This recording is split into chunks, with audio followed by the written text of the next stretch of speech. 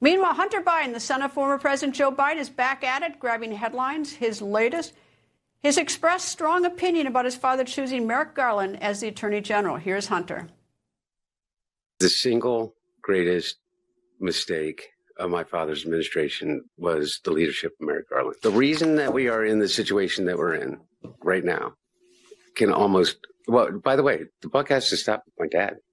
He was the president and he chose him. If Merrick Garland had started a completely 100% legitimate investigation rather than thinking like, let's not fan the flames, like what the, did you not watch what I watched? Yeah. Did you not see these people storming the Capitol of the United States of America?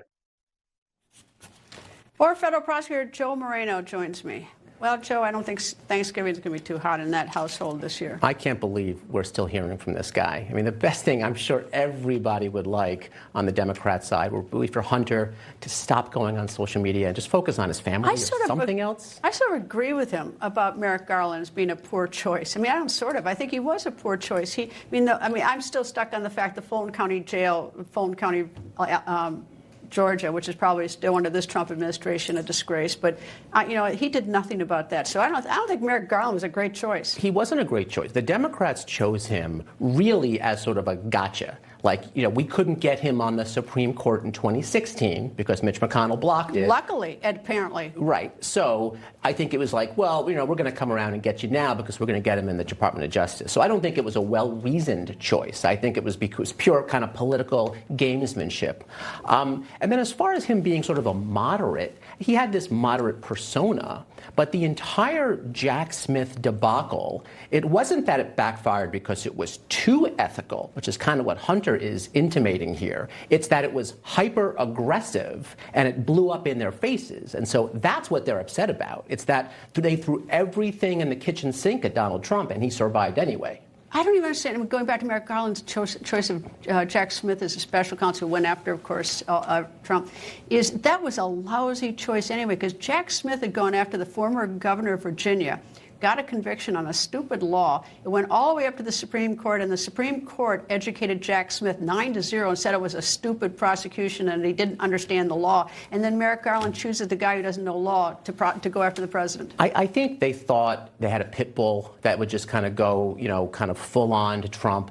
And I think this, first off, they didn't need a special counsel, right? Special counsels are required when a prosecution might be too lenient on someone, like a family member, not when a prosecution might be too aggressive. So it was never required to even have a special counsel. I think what they wanted, though, was this ability to sort of get out of answering tough questions. So when members of the media would ask a hard question like, President Biden, why are you bringing a classified documents case against Donald Trump when you yourself and Hillary Clinton got a pass?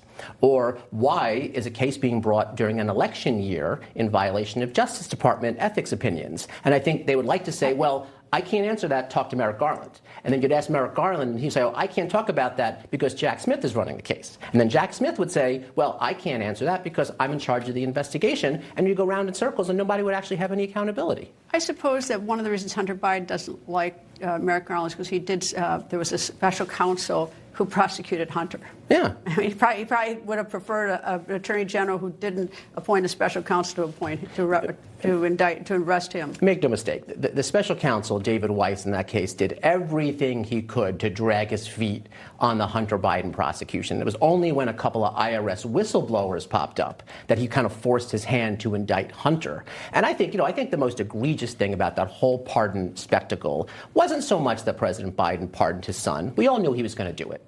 It was that he wasted 2 years and all those resources, all those federal agents and lawyers and David Weiss spending their time investigating Hunter, all of us being told he would see due process and the case would go, and at the end of the day, what does President Biden do? Pardons his son, retroactive. And you forgot one part. He said he wasn't going to. You forgot anyway.